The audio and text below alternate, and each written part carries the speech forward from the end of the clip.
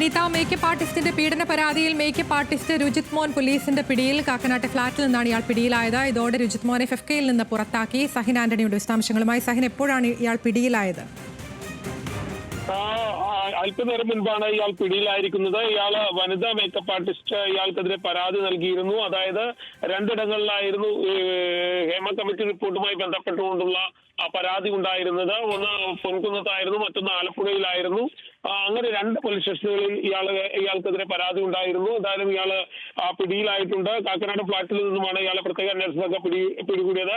കോടതിയിൽ ഹാജരാക്കിയ പ്രതിയെ റിമാൻഡ് ചെയ്തു എന്നുള്ളതാണ് മനസ്സിലാക്കാൻ കഴിയുന്നതും. എന്തായാലും ഞാൻ നേരത്തെ സൂചിപ്പിച്ചതുപോലെ തന്നെ ഇയാള് ഒളിവിലായിരുന്നു. ഈ കേസുമായി ബന്ധപ്പെട്ടുകൊണ്ട് ഇയാൾ ജിത്തു പൈനൂർ എന്ന പേരിലായിരുന്നു ഇയാൾ അറിയപ്പെട്ടുകൊണ്ടിരുന്നത്. ഇയാളുടെ അറസ്റ്റ് വേണ്ടി നേരത്തെ തന്നെ ഫെഫ്കയിലെ സംഘടനയിലെ മൂന്ന് വനിതകൾ ഈ ഫെഫ്ക മേക്കപ്പ് ആർട്ടിസ്റ്റ് യൂണിയന് മുന്നിൽ സമരം ചെയ്തിരുന്നു. ഈ സമരത്തിന്റെ എല്ലാം ഒടുവിലാണ് ഇപ്പോൾ ഇയാൾ പിടിയിലായിരിക്കുന്നത്. പീഡന പരാതിയെ തുടർന്നാണ് മേക്കപ്പ് ആർട്ടിസ്റ്റ് രുജിത് ഇപ്പോൾ പോലീസ് പിടിയിലായിരിക്കുന്നത്. വിശദാംശങ്ങൾ നൽകുകയായിരുന്നു സഹിൻ ആന്റണി കൊച്ചിയിൽ നിന്ന്.